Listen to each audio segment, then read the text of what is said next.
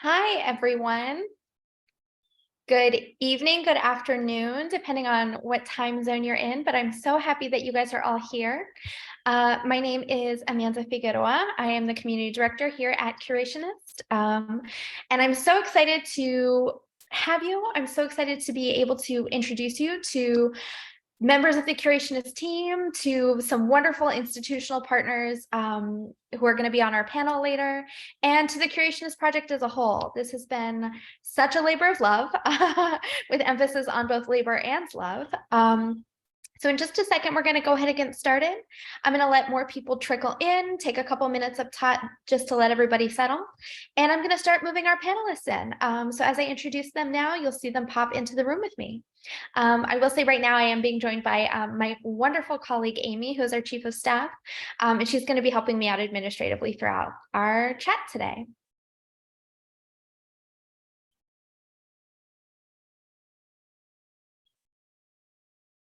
Chat, but then I'll. Hi, Christian. Hello, how are you doing? I'm so good. Welcome to our webinar. For those of you watching in the audience, this is Christian Dawson, our executive director. He's going to be voicing a lot about his perspective on our project today. And so now I'm also going to bring in Ben Rees.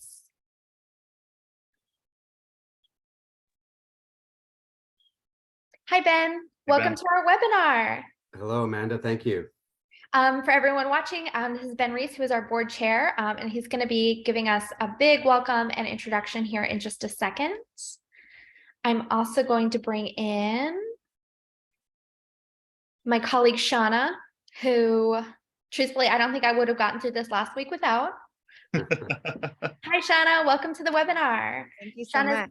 the managing editor of Curationist. And I was just telling everyone, Shana, I feel like in the last week, it was me and you carrying this over the finish line. So I'm really, really excited to hear you give our content preview in just a second. I'm adding now Dr. Manu Chander, who is right here. Hi, Manu, how are you tonight?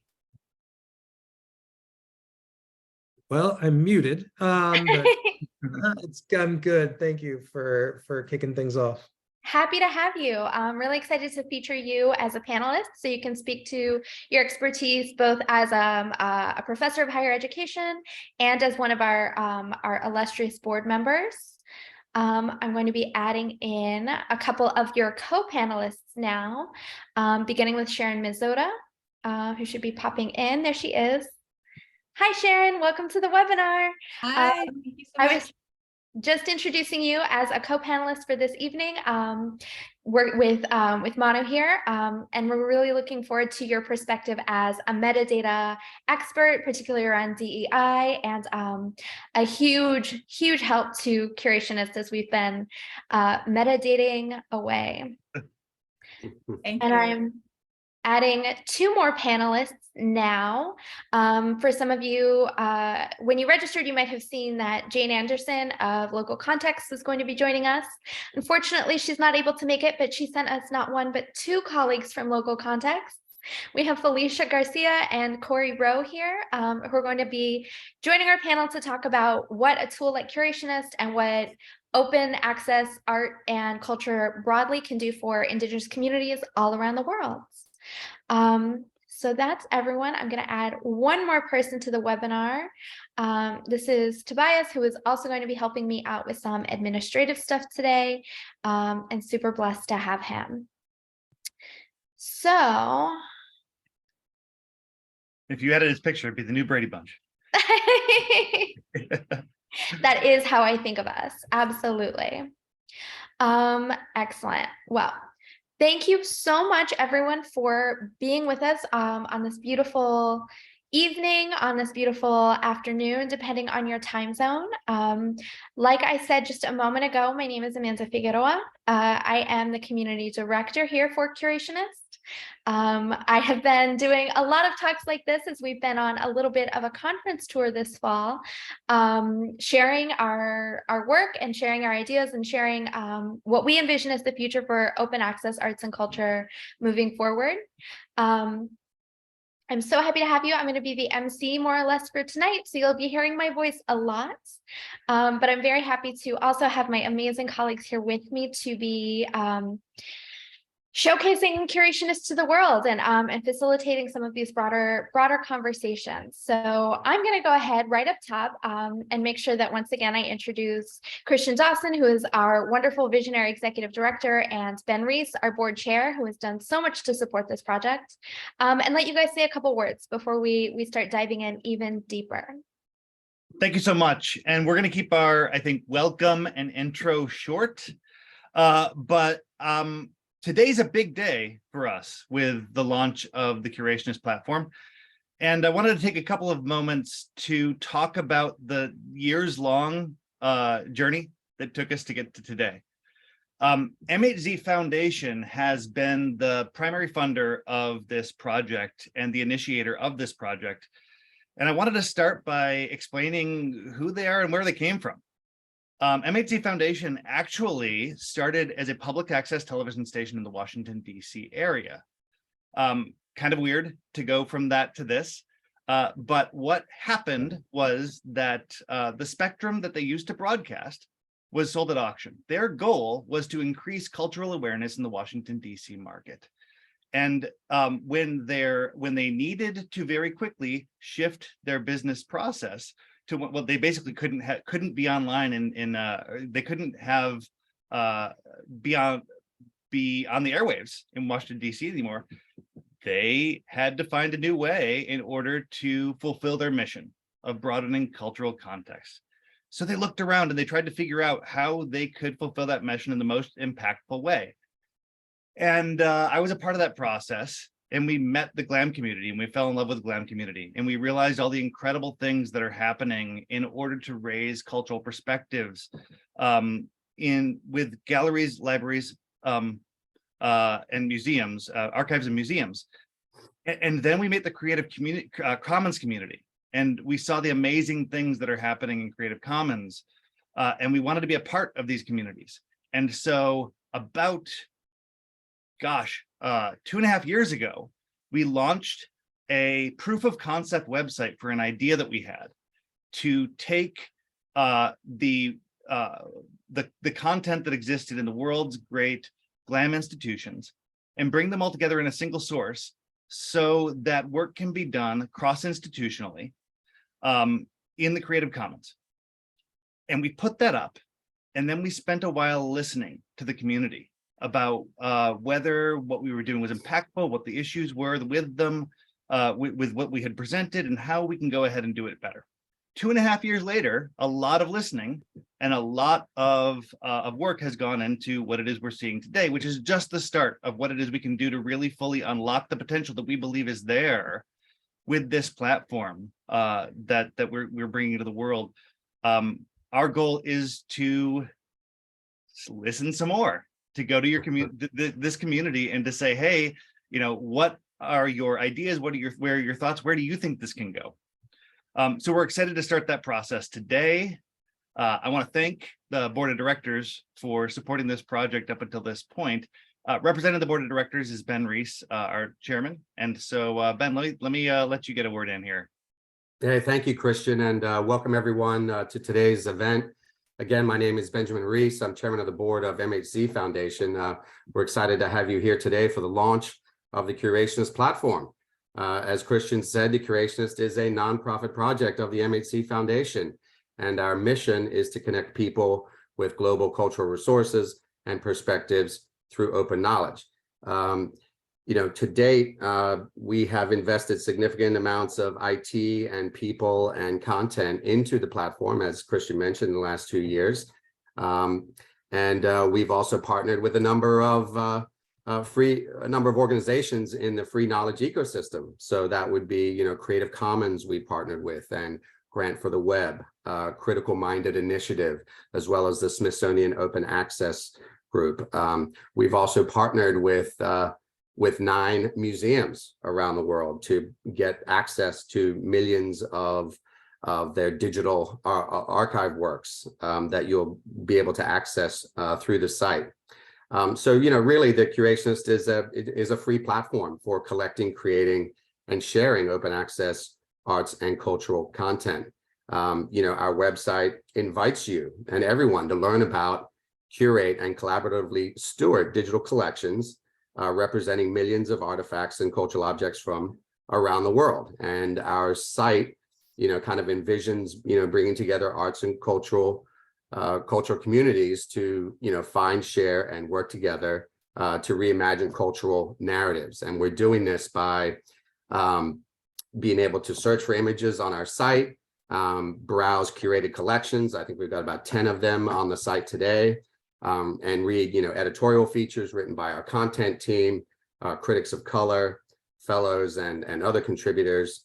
And as we, invest more as we go forward, we'll be adding additional functionality to be able to create your own collections and add additional layers of metadata to the site to enhance its functionality. So we're very excited to what we brought in today. Like I said, we've invested a lot in IT, people, content, and we're very excited to launch today. And I guess lastly, what I would mention is that come January, the board of directors of the MHC Foundation are we're cycling out of a number of our board members. And so as you are watching today's demo and listening to the panel discussion, think about whether you'd like to be interested in joining us in the coming year or two, and joining us to help us build out our mission and helping drive our mission of raising cultural awareness, across the globe.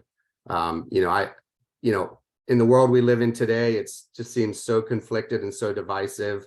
The more we have these platforms to understand others and close the gap and, raise understanding of others, kind of helps lower the heat a little bit among us people that live on the planet together. So I'm very excited about today's launch, and Amanda, over to you. Thanks so much, guys. I'm so happy that you had the chance to identify that we have so much amazing stuff still ahead. We haven't even gotten to the product that we're launching today, but there's still so much more that this team is thinking about and working on and focused on. And we certainly couldn't do it without your leadership. So thank you so much. I am going to go ahead now and just give you guys a brief tour of the brand new Curationist site. It's less than a day old. It's so exciting. You really are some of the first people to get to look at it. I'm so excited to take you through it and just show you a brief skim of what this tool is capable of.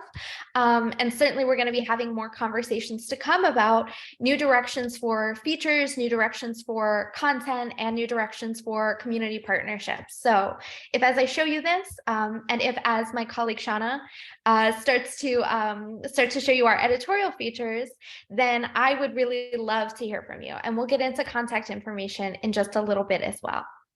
So I'm going to go ahead and share my screen. Always the most agonizing, anxiety-inducing part of a Zoom webinar, I think. But I hope everyone can see this. Can I get one of my co-panelists to give me a wave if they can see it? Thank you, co-panelists. So welcome to the brand new Curationist site. Some people may have seen a version of this before, especially if I ran into you at Europeana this year or at Wikimania this year. But the site is finally live, and I'm so thrilled to show it to you. As you can see right here, our big focus for this work broadly and sort of indefinitely is on reimagining culture. And I think we've developed something that really makes that possible. I'm going to show you a little bit about our features and what you can do with the site. And then, like I mentioned, my colleague Shana is going to show you some of the content that our team has been working on and how those things can sort of bridge together. So here we are on the homepage. Again, you can find this at curationist.org. I would love it if you did. And we can scroll down. I do want to spotlight you are on this site. You are searching over 4.4 million artifacts and cultural objects that come from our partner institutions and their open access collections. So this is a huge, huge database that's really pulling together everything into one. I've heard Christian call it before, magic wand search tool. And as we go down, you can see, We have all these individual works that are getting pulled in some beautiful ways. And we also have some curated collections where part of our staff has pulled together things that fit a theme. So if I come here, I really like this one on mummified cats. So I can come in here and I can see that certainly we've written some curatorial content, and we've put together our own digital gallery of these mummified cats. I think they're gorgeous.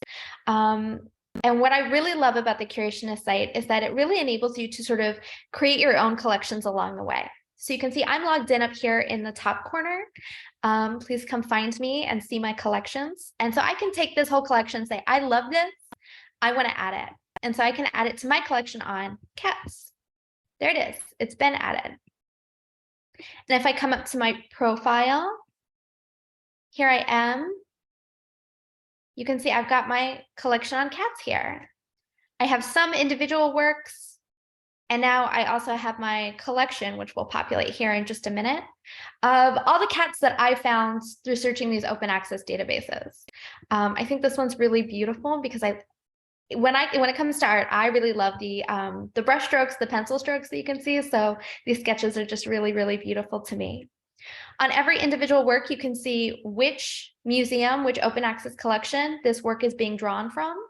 And you can also see metadata related to that object that we've pulled in from our partner organization, and some metadata, if applicable, that has been added by our own team of amazing digital archivists. And I really want to highlight this feature here, which is if you notice something in the metadata that should be added, adjusted, augmented in some way, please get in touch with us. We are developing features to sort of enable community conversations around each of these individual works. Finally, let me show you the actual magic wand search tool. So as you know, I'm very into cats right now, and I can come in and search for cats. But look at these search features. They're not all cats. A lot of them are just this guy named Jacob Cats. And while I'm sure he's a lot of fun, he's not quite what I'm looking for. So what I can do to sort of narrow my search down is I can add some filters. You can see here, and again, this is all a credit to our amazing digital archivist and metadata team. You will have a chance to hear from Sharon very shortly, that have been able to come in and identify all the different ways that you might want to be able to refine your search based on these 4.4 million artifacts. So let's say I want to make sure that I'm getting sculptures on cats. It's going to take a second to think about it, and it's going to refine for me all the images of cats that are also sculptures. I think my internet is a little bit slow, but I will in the meantime also highlight that when you're searching, you're not just searching for individual works, you're also searching for curated collections related to your search terms, and you're also searching for editorial features, which again, Shana will get into in just a second. So here we go. Now my internet has kicked back in. I'm so sorry about some of these broken images. I promise that's on my end. I'm sharing Wi-Fi with a lot of neighbors. But here you can see we've received 3 cats drinking from a bowl. Oh no, guys, that's so embarrassing. Let me stop sharing very briefly and see what I can do to get this back up and running. In the meantime, Shana, can I ask you to take over showing us some of the editorial features? I think your Wi-Fi might be a little bit better than mine. Shana, you're on mute. Yes. Still takes a while after all this time. Yeah, so let me share screen as well. Hold on here. I was still lining it all up, I have to admit. Okay.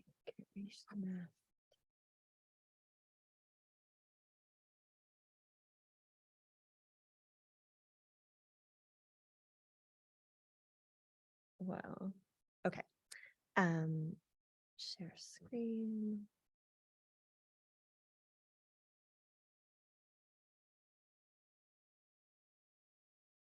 Okay, does everyone see my editorial features page here? Thank you.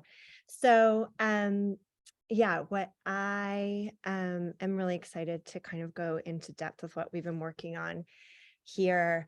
The kind of core of our editorial features and of the content team, the editorial content team, is to build a hub where people can learn about in a deep way and contribute meaningfully and dynamically to open knowledge and cultural heritage.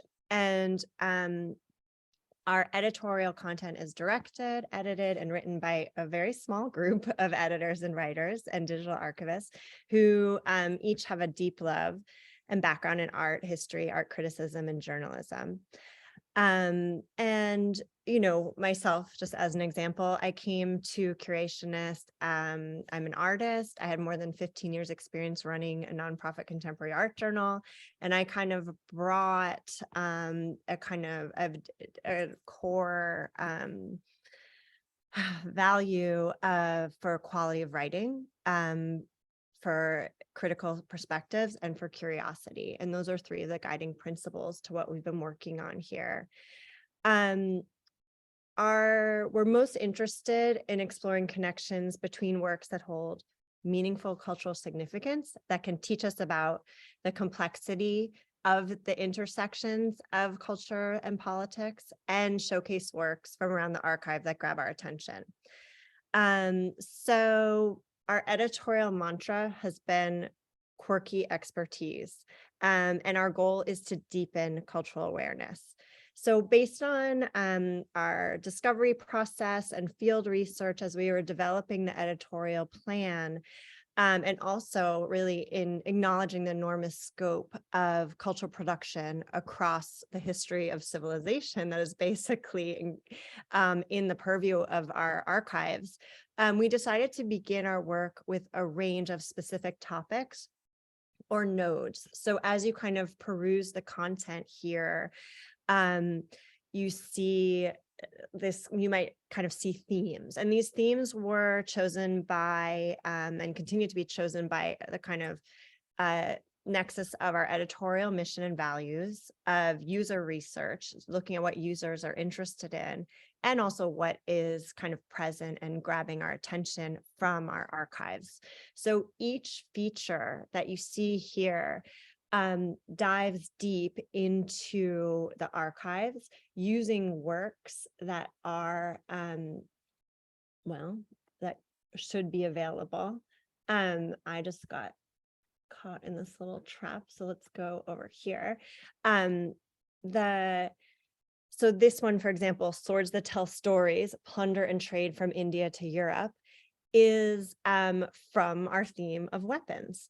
And so just kind of looking at from a big topic of weapons and just kind of drilling down, Reina Gattuso, who is one of the primary content writers we're working with, created a kind of brilliant slice tracing the history of swords as they were stolen and traded kind of as currency in different periods of war in kind of across the globe. You see like the Ottoman Empire, Indian, Mughals. And so really kind of taking this, going from weapons in kind of finding her path to this slice of history.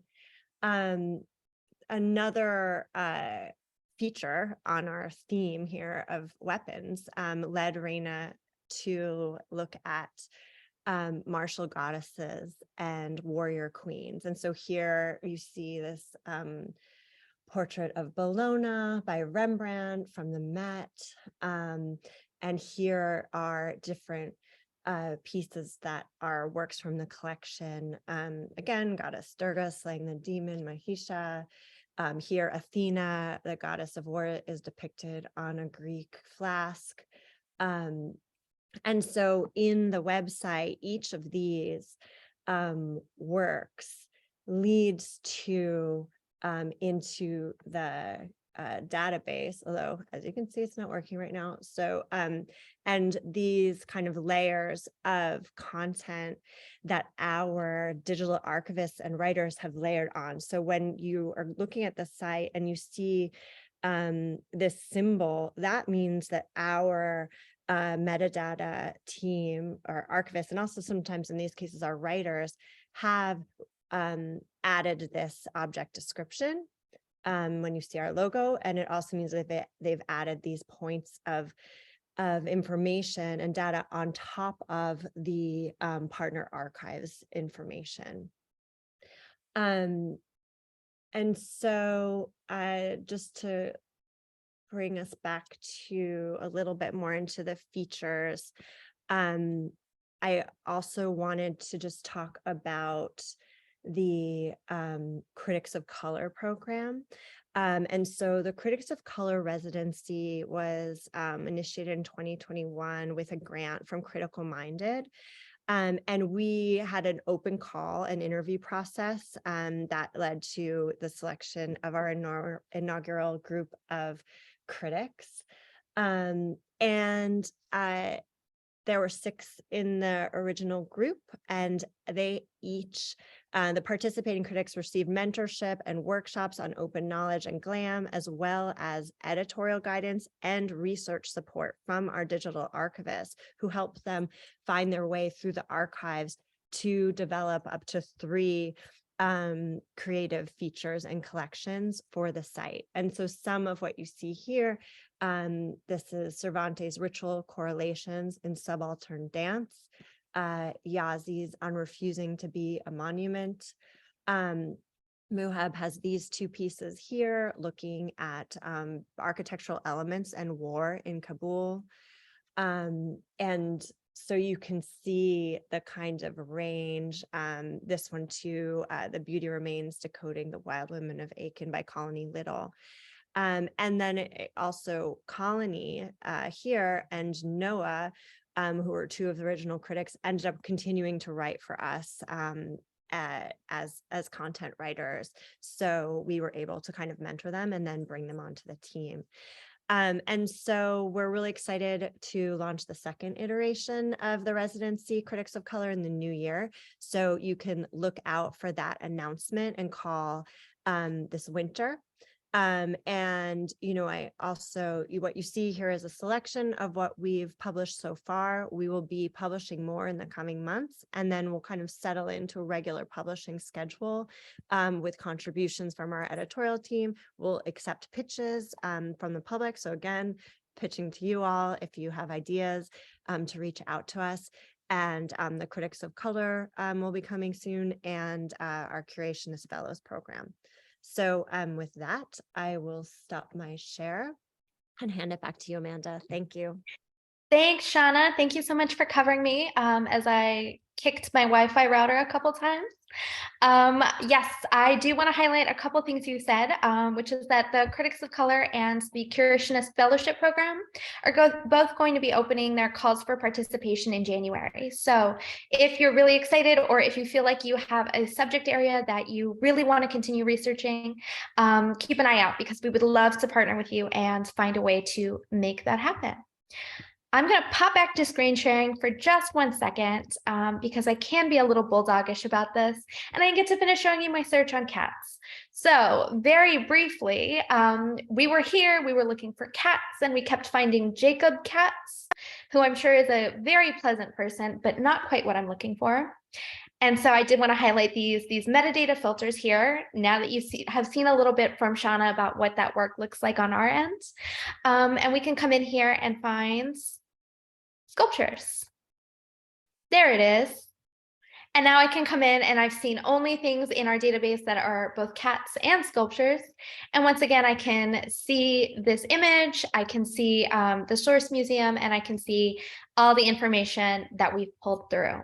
So thank you for indulging me one last moment to get that right, and then to share again what it looks like when you create your own collection that can include other collections, as well as works, articles, interviews, and the content that's being generated by our amazing critics and our wonderful, wonderful fellows.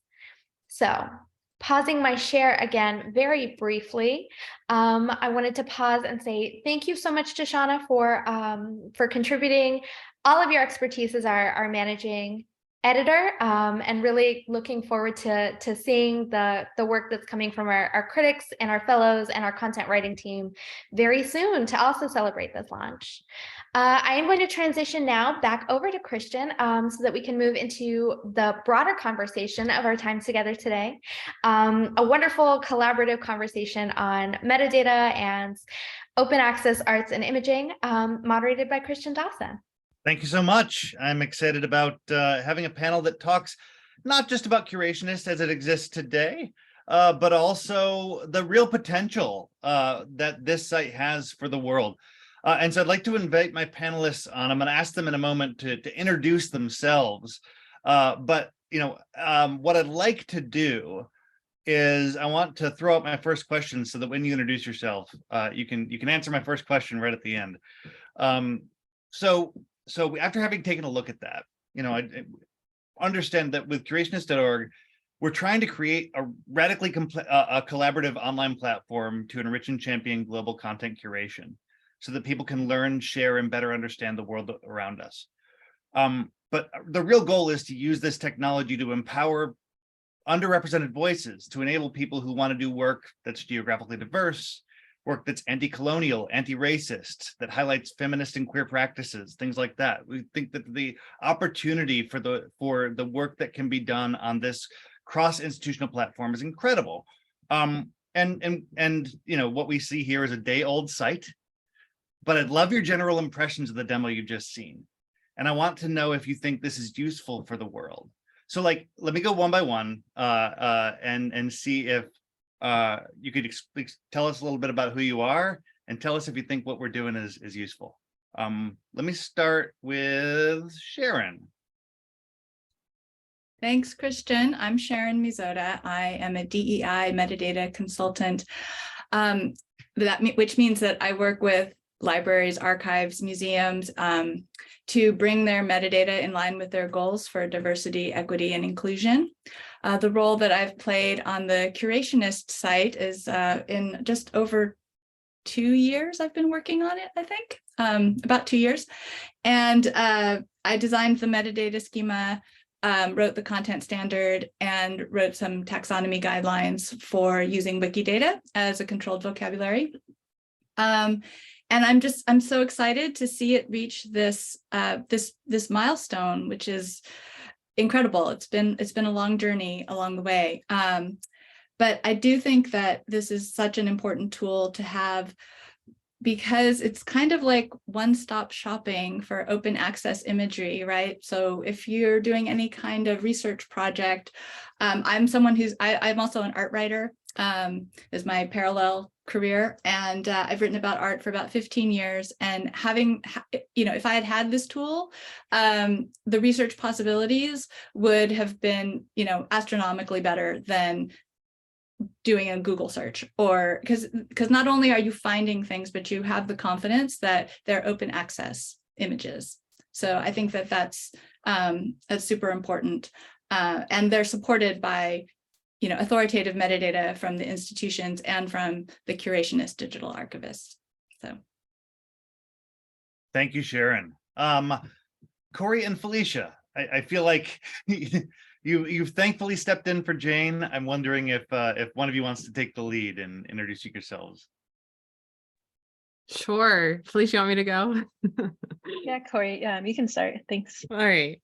Thanks so much. Yeah, Felicia and I work very closely together as a team. So thank you for having us both to step in for Dr. Jane Anderson. My name is Corrie Roe. I am the Institution Outreach Manager with Local Context.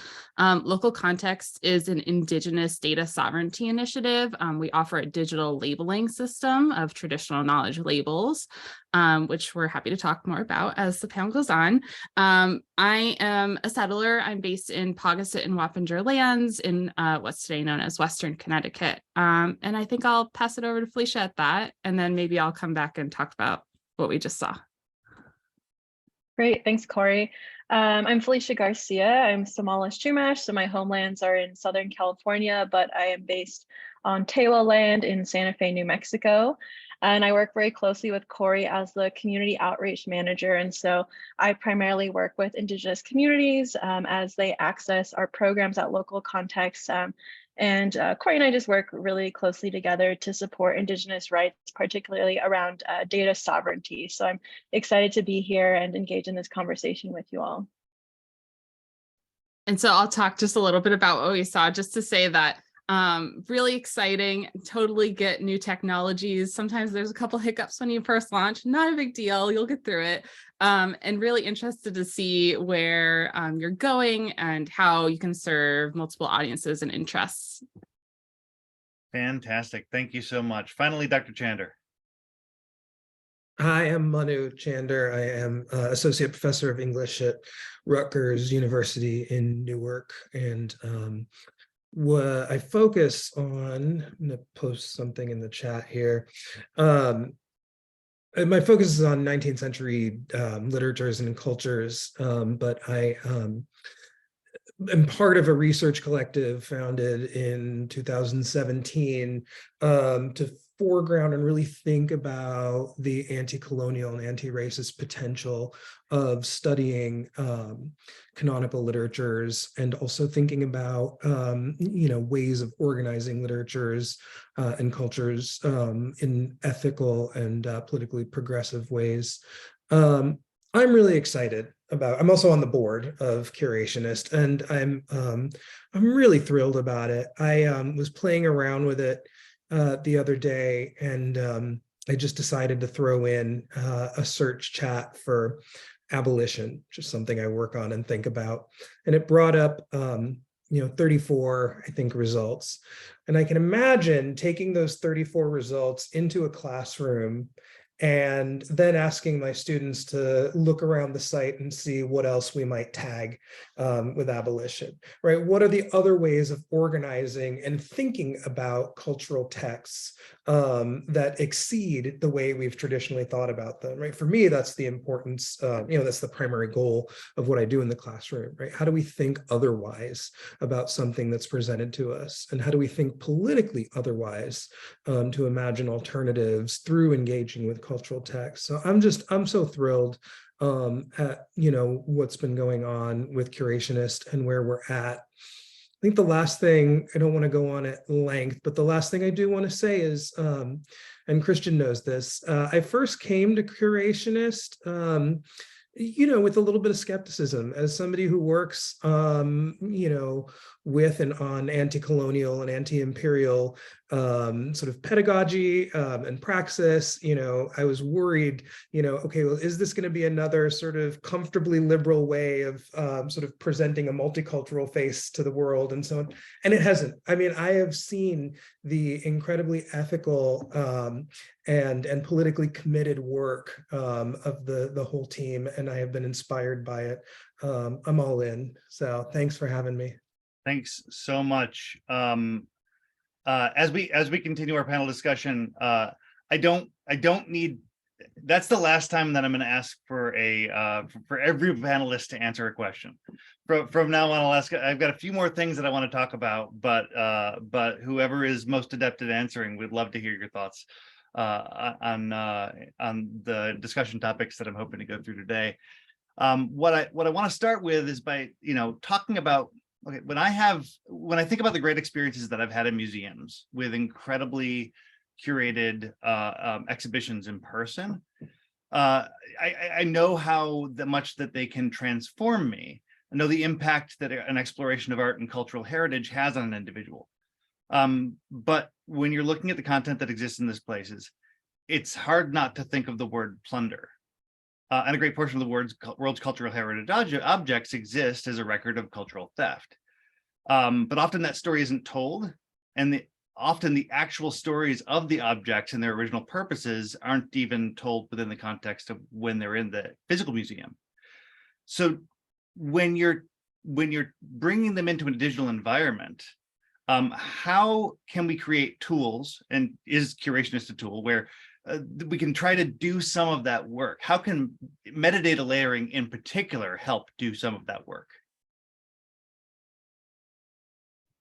Yeah, I think I can respond to that question since I was involved in designing the schema that is going to enable that enables this layering. And first of all, to say that it's not meant to replace or erase any of the metadata that's coming in from this, we call them source institutions, from the museums that are contributing content, but to provide another perspective, right? So I think that's what you're hinting at, Christian, is being able to say, like, yes, we don't want to erase the history that these things were removed or taken, you know, illegitimately from their original context, and now they're in this different, stripped down, you know, museum context. But what can we add back in digitally from a metadata standpoint that can provide some of more of that original context, or at least point you in the direction of understanding what that original context was? And I know Corrie and Felicia will have plenty to say about this as well, since that's the whole purpose of local context. So I'll let you expand on that. Yeah, sure. Thanks so much. And Felicia and I both have a background in museum studies, so this is kind of the core of what we're thinking about in our interests. But absolutely, and just thinking about metadata and digital infrastructures in general, they reflect and they replicate colonialism into the digital life of objects. So missing information, missing attribution, incorrect information, dispossession has been carried into the metadata. So the opportunity to correct and to layer metadata may be a way to address some of that history and some of that harm, and not erasing it, as Sharon said, but to recognize it and recognize how it's ended up in this place. Felicia, do you have anything to add? Sure. I'll just add that we've seen this in our work with local context, but I think Curationist is another tool that really allows us to rethink metadata and think how we can sort of restructure it to insert those missing stories and missing information. And so I think we have a really great opportunity here to correct some of some of that harm that's been done in the past. Thank you so much. And to that end, one example that springs to mind in the kind of plunder that we're talking about is, of course, the Benin bronzes. Not all of them are being repatriated, and some are going through a tremendously lengthy process of provenance, period of determining provenance before they're able to be. Is digital repatriation a thing? And like, how can doing that work help in situations like this? And in this case, how important is it to have tools that can work cross-institutionally in the building of OER and situations like that? I think others can probably speak more knowledgeably about it, but from where I stand, I think it's an important part of it. It's right. It's not the solution. So here's the thing. Neoliberal institutions like to take what is a problem and what should be a problem, and then turn it into a solution as if you can just skip past all the work that goes into, right? So yes, the problem is, how do you repatriate cultural goods, particularly in cases where the goods can be damaged, cannot be moved, so on and so forth. What does it mean? We shouldn't think of digital repatriation as a solution to that, right? But as a problem in its own right that we can work through. What questions does it start to raise about authenticity, about originality? But your point, Christian, that you introduced the word collaboration there, and I think that's key, right? I think the idea that the process of repatriation, digital or otherwise, is collaborative, but also it's collaborative on the terms of those from whom the objects were stolen, right? So it's collaborative, but it's not like a 50-50, right? It's collaborative in the sense that we get a bunch of people together to figure out, guided by a primary principle, right? Which is that cultural goods that serve a particular value to communities who want to claim ownership of them from where they generate should be returned. Right, we start from that, and then we start to open up a set of questions about, okay, given that principle, how do we then sort of use digital technologies, new technologies to make that possible?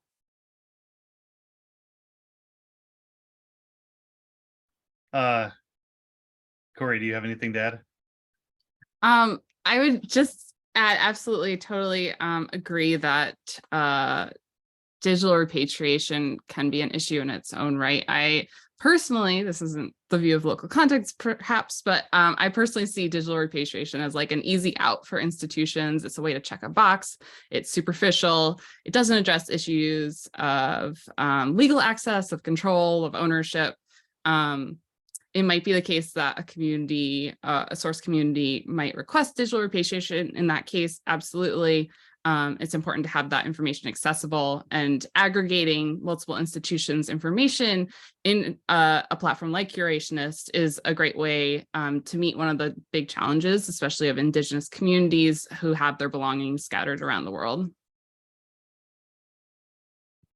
Thank you. Thank you very much. When we're talking about all these different GLAM institutions who have this content, one of our goals was to try to bring as many of those possible into a single source.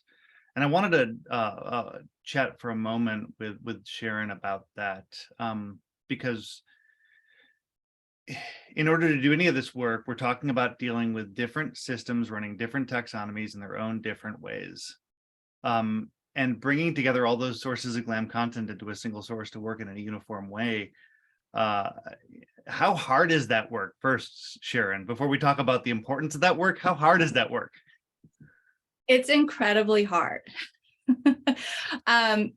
Museums have all different data structures. Their databases are not structured similarly. The data that they share is not structured similarly. And often they've been creating metadata and adding to it, for generations and generations. And so there's this accrual of messy data standards, even within a single institution. And then when you try to map that to a single standard across multiple institutions, I'll just say every museum, I did most of the mapping for the data you see. If there are mistakes, they're mine. You bringing them all into one standard, each one has to be done separately. And there are all kinds of workarounds and exceptions and things like, oh, if nothing's available in this field, then take it from the second half of this one, and like all of these strange instructions that I have to create for the database folks and the dev folks who are trying to interpret these, sometimes labyrinthine paths to find the right metadata. And then you can't always depend on it being in the same place of the same kind of metadata in the same place, even within the same institution, because of generations of cataloging practice that have happened over the years. So that's a long way of saying, yes, it's an incredibly huge and difficult task. At the beginning, we talked about how we had a proof of concept website before we launched what we are launching today.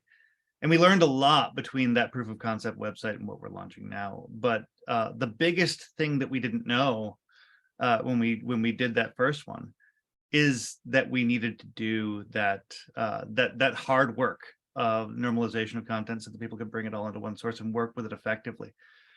The curators, the people that we had trying to work with our original search engine, which just pulled in content in the ways that the GLAM institutions were providing them from all over, they would tell us that it was a nightmare. My hope is that the search engine, the tool that we have developed, particularly over time, as it develops, as we get feedback from people and it enhances and grows, is something that can be really useful to the world. So that's my goal. We have exclusively focused our attention on content that exists in the Creative Commons. And even more narrowly, we've focused our attention on only working with GLAM content that has been marked either CC0 and CC BY. That's because our goal was to only leverage content that is as shareable as possible. So let's pause for a moment and let's talk a little bit about the importance of the work of the Creative Commons. How important a resource is this licensing schema for, I guess, the world?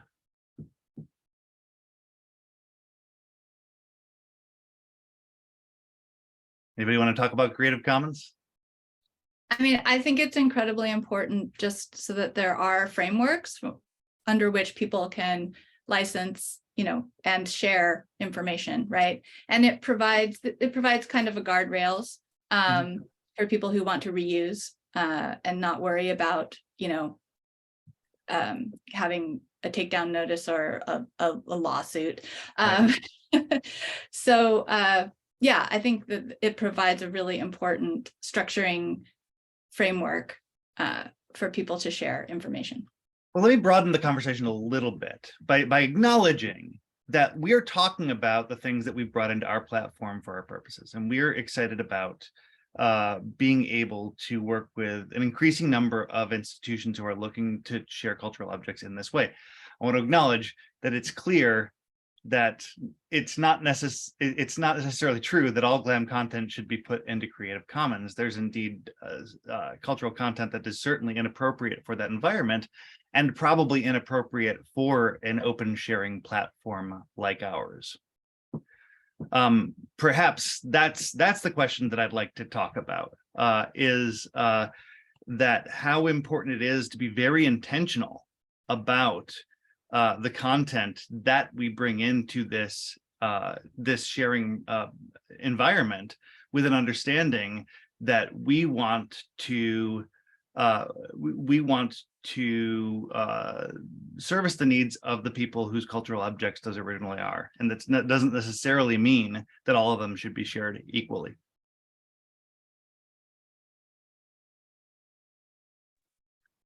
I got nervous about the idea of talking about Creative Commons because I saw Cable Green was here. Cable, you probably don't remember this, but I was in a NEBHE fellowship group. You came to talk to us about Creative Commons licensing. But when you broaden the question out, I mean, yeah, you're getting, again, I don't want to sound like a broken record, but Creative Commons and the sort of licensing options present a problem that we get to work through, right? It's not a solution. I mean, there's clearly things that, as you started to raise, there's clearly questions of cultural ownership, especially by colonized peoples, that we need to be sort of very mindful of. But it's one of the tools. Right. And that's I like one of the things that Sharon said, at the outset, right?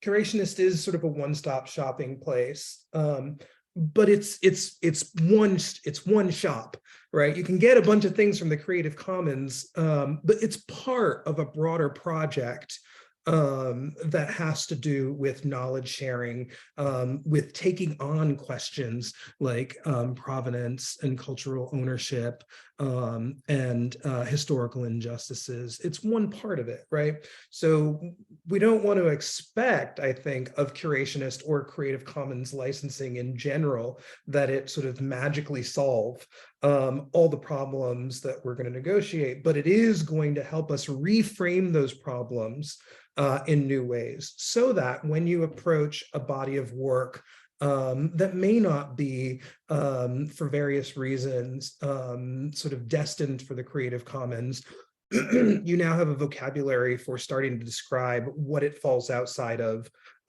why it sort of exists in another space, what parts of it may be one a particular community wants to share, and also it can be on the horizon, right? So I'm of the sort of mind that cultural liberation, has to precede cosmopolitanism or global sharing, right? Until a people consider themselves sovereign, you can't then go and sort of expect them to release all their artifacts to the world, right? So to sort of jump over the sort of historical process of modernity that leads to sort of the formation of a commons at all.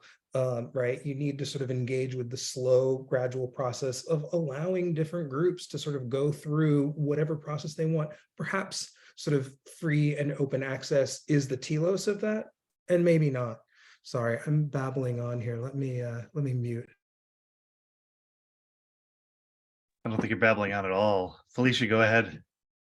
Sure. Yeah, I think we've all sort of been saying this throughout, but I think community interest and authority absolutely should be prioritized when developing these sorts of resources, which is what we hope to do with local contexts. But I think Corrie mentioned this issue of access, and open access resources like this do kind of provide a good opportunity for communities when their collections are scattered across institutions with different taxonomies and naming structures. And so open access resources do sort of provide a good resources for communities in finding out where their collections are. And so they are kind of this great bridge, but I think absolutely we need to take into consideration how communities want material to be shared and when and with whom.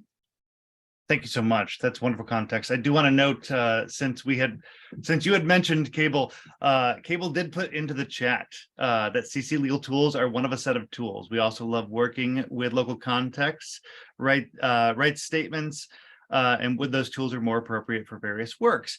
And indeed, somebody asked a question earlier, interesting choice to only use CC0 and CC BY. Why not BY SA? And what about other rights statements? I think those are excellent questions. And what I want to say to that is that our point in, we have made a very deliberate choice to choose CC0 and CC BY for maximum sharing. But the point in engaging the community with this webinar and what comes after is to get feedback from people on what those appropriate venues are, what those appropriate places are, which is exactly what we're trying to surface today. Here's one other thing that is another difficult thing that we have to deal with. So far, Curationist is working with content provided mostly by major institutions, and we're grateful for that. However, if the goal is to provide people with digital tools to help them raise underrepresented voices, then only working with major institutions isn't necessarily fulfilling the ultimate goal in one sense, in that, you know, the Met and the Smithsonian aren't necessarily underrepresented voices themselves. So is the work being done here able to be tapped into by smaller institutions still working to build their digitization plans? Actually, Sharon, you might have the most insights on this to start us out with.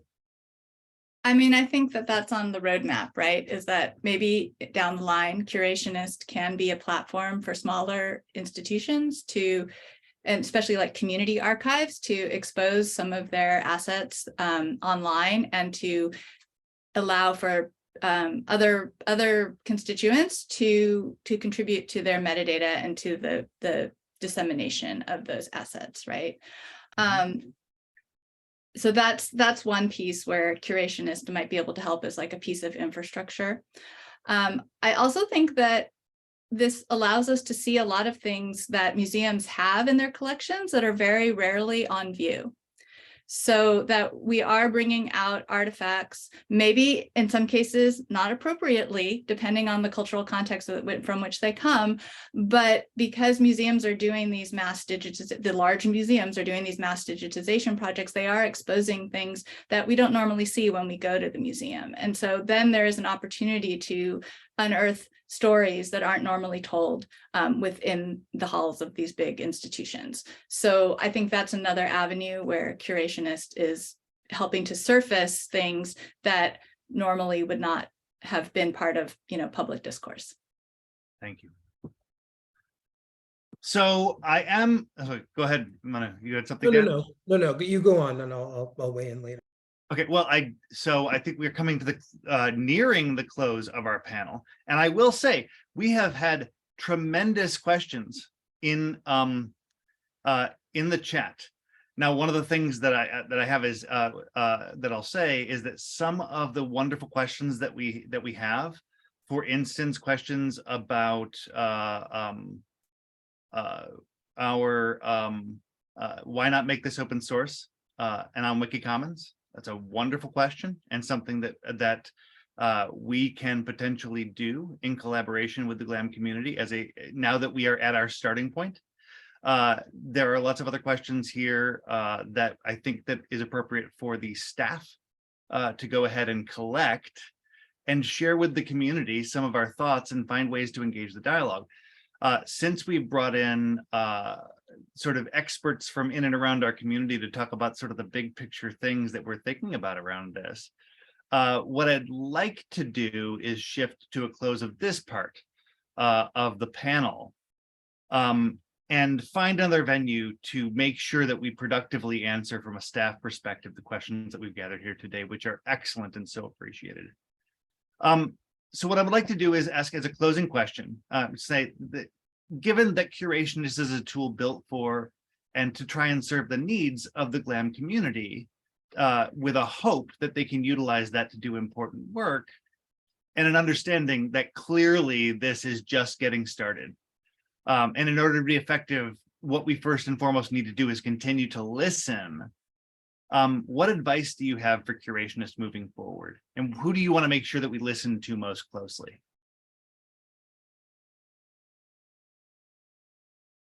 I'm pretty much going to call on everybody on this one. Final advice. So anybody who wants to raise their hand first, who's brave? Who wants to be the most? You know what, we open with Sharon. I'd like to maybe ask you, Sharon, what's the biggest advice that you have for us? I think what I'm most excited about is to hear from people who use the site, right? And to hear from educators, to hear from students, to hear from people who, you know, the primary audiences that we're trying to address, right? As writers, educators, students, researchers. So that's what I'm most excited, is that this newly fully featured launch will enable us to gather a lot more data, a lot more information from people as to what they want and what's helpful to them. Wonderful. Manu? I mean, there's so much potential here. I don't know that I'm in a position to really give advice exactly so much as to say, I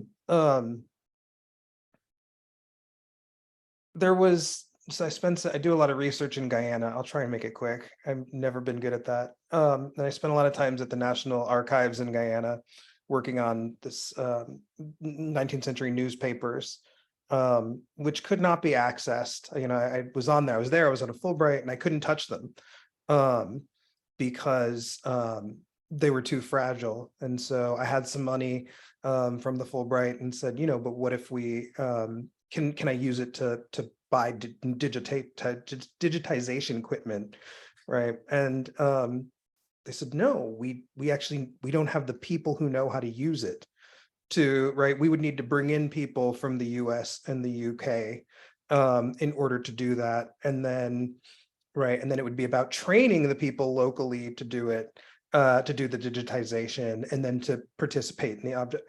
All of that, it requires like a massive influx of capital, right? And one of the things that I see in the future of Curationist, I think certainly the feedback coming in from collaborators and users, but also a continual outreach to those smaller galleries, libraries, archives, and museums in the Global South and elsewhere, to talk about what their needs are, what they envision, is this something they want? I mean, it's been sort of a running theme that I think we've come back to a lot, but I think it's something that we're absolutely prepared to do. You know, I feel like that's like in the 5-year plan at this point. And I'm just so excited to see how it develops. Corrie and Felicia, is there any advice that you can give us as we head out on this starting point? Yeah, it's really exciting. I'm really excited to see what's going to happen next and the future. Just to see some transparency being brought to the GLAM field, and especially looking at the history of the field is really important. I think important work, and I think just listening to that user community is super important. You're going to get a lot of great ideas and feedback, I think, in this first iteration. And then I think just keeping your ears open and your mind open to the next round of feedback is going to make your platform even stronger. Thank you so much.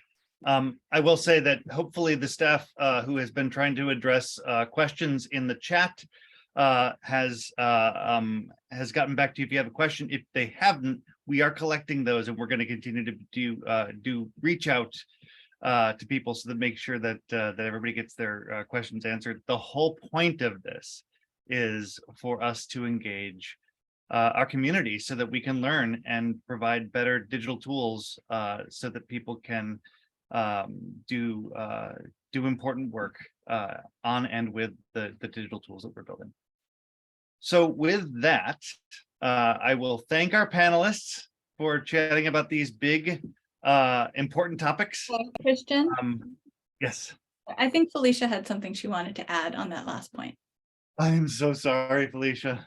Okay, sorry. That's okay. Thank you so much, Sharon. I'll just make this brief, but I think that Curationist offers a really great platform and opportunity for those, marginalized communities that have been left out of so many of these cultural institutions, stories, and databases to be reinserted and heard by a broader audience. And so I think that's the direction you all are headed in. And I'm just looking forward to more community-led projects and seeing you all support Indigenous data sovereignty and cultural authority through this initiative.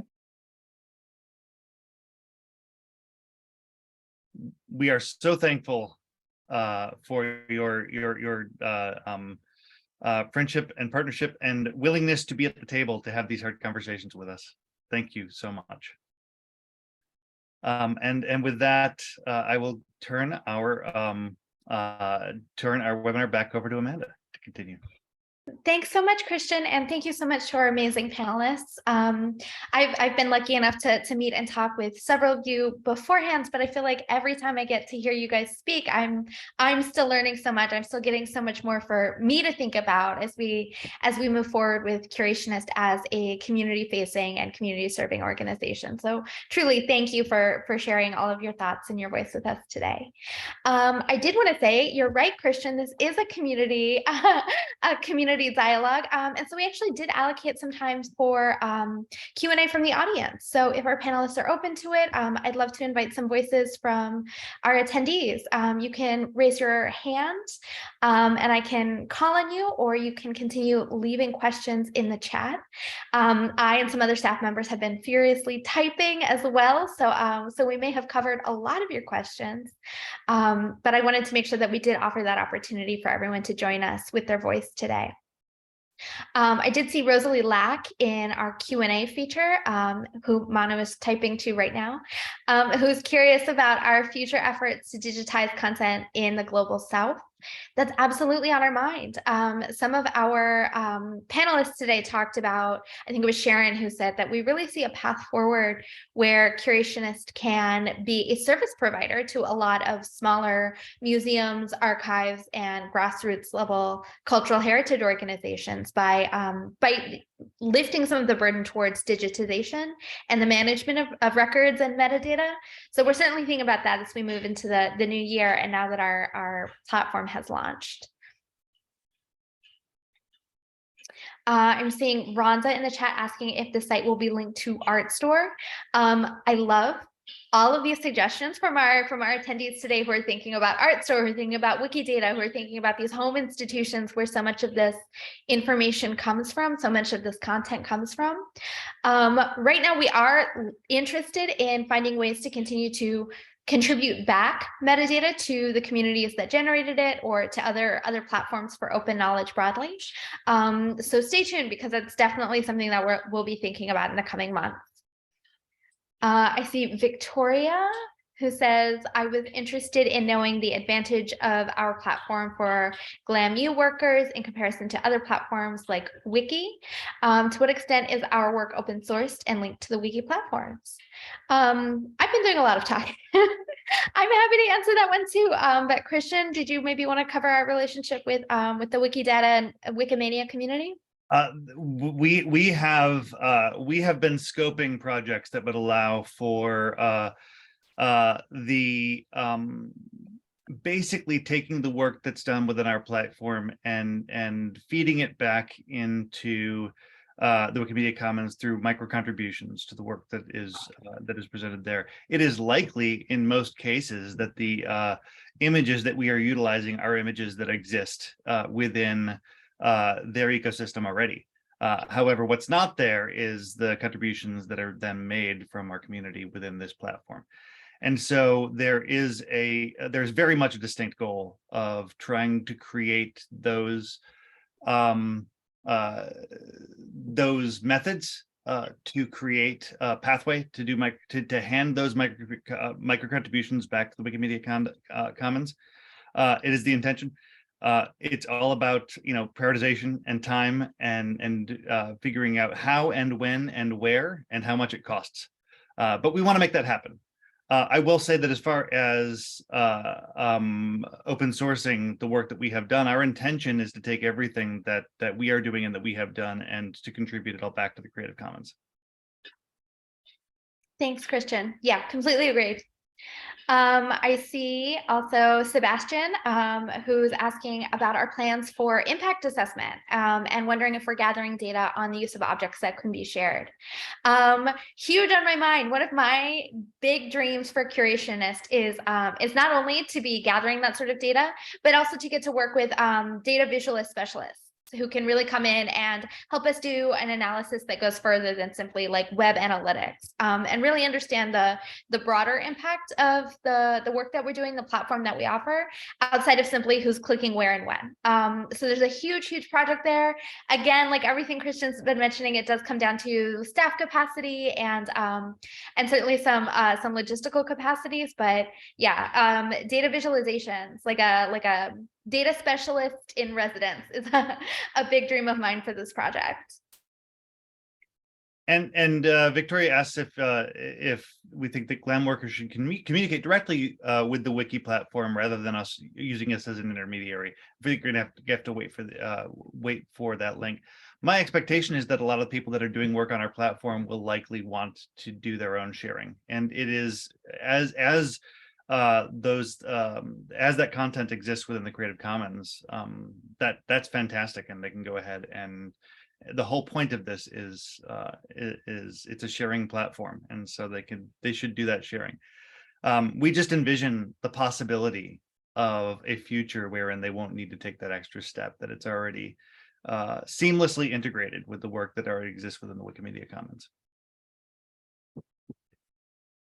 Yeah, agreed completely. A big part of the value and the mission behind Curationist is that we love the work we're doing. We all feel really passionately about this platform and its need, but we don't want to go alone. We want to bring people with us and have peer organizations, partners on both sides of this equation that they get to come with us. So if people are forming their own relationships, that's just better for the ecosystem that we participate in.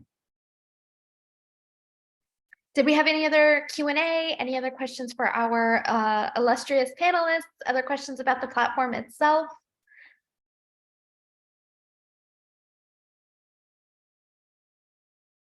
Okay, well, thank you guys so much for being here. That does wrap up for us. I don't know how we can, oh, I do see one more from Rhonda.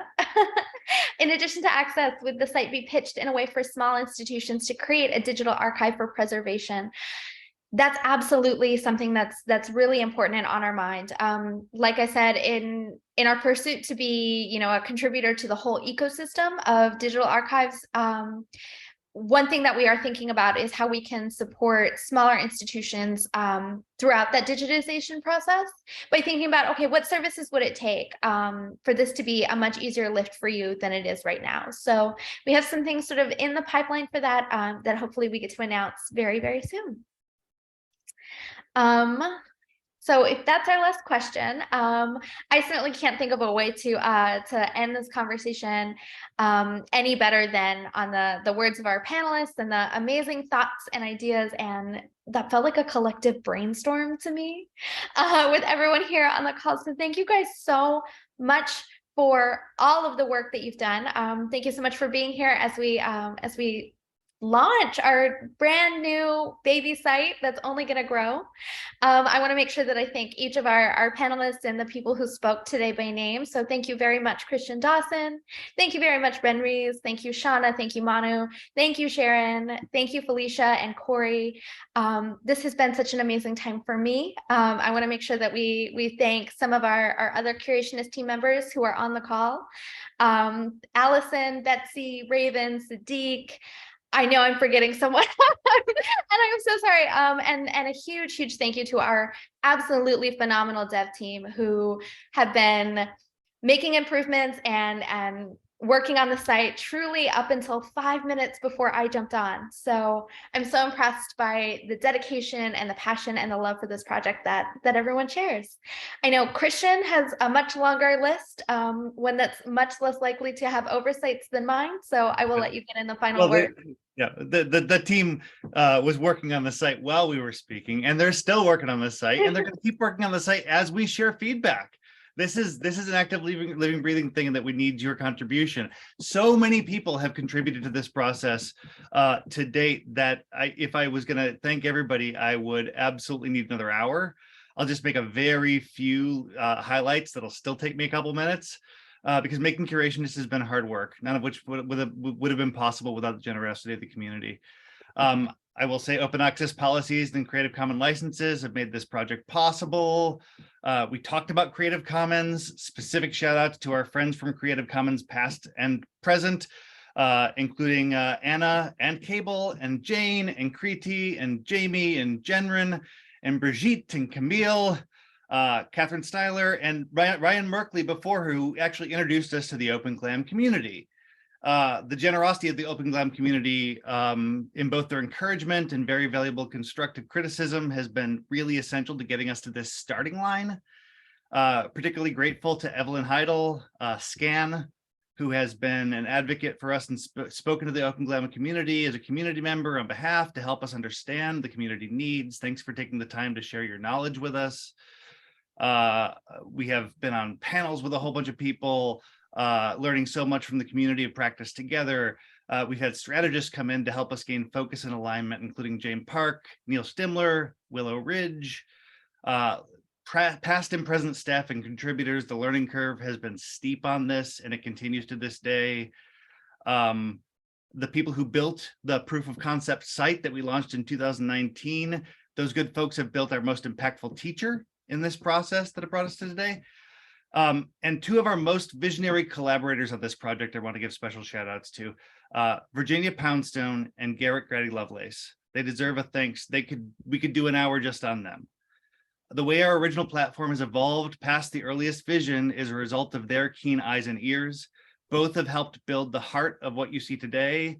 And in particular, Virginia's blood, sweat, and tears can be seen on every page of what you see here. Finally, a very special thanks to MHC's board of directors who took the seed of an idea and gave it time and resources to grow. I want to thank our first brave outside funders, Allied Media, Critical Minded, and Grant for the Web. Thanks for taking a chance on a nonprofit startup that used to be a public access television station. The effects of your generosity in supporting a new idea still taking root will continue to ripple out. We look forward to opportunities to continue to work together to make the internet a healthier place. Thank you. What could be better than that? Thank you, everyone, so much. I will do one more thing before we close out, which is to put my email address into the chat, as well as a general email inbox. If you have any thoughts, if you have any ideas, if you have any questions, if you have more images of cats, please, please, please be in touch. I would love to hear and see and talk about all of those things. Yes, and more cats. Fantastic. Thanks for your time today, everybody. Outstanding. Thank you. Thanks all. I'm going to stick around for a few minutes just in case there are any stray thoughts, but our panelists, our speakers, our staff should all feel free to go celebrate as you choose. I'm so proud of this project. Congratulations. Bye, everyone. Thank you.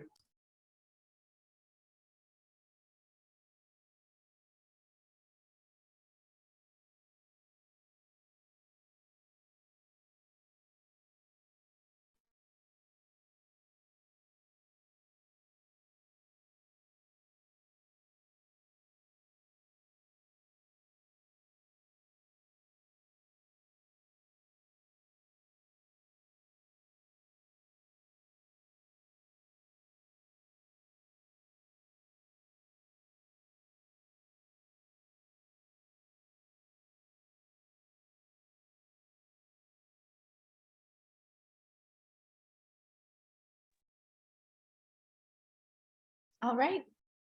I'm calling that a close. Thanks, everyone. Good night.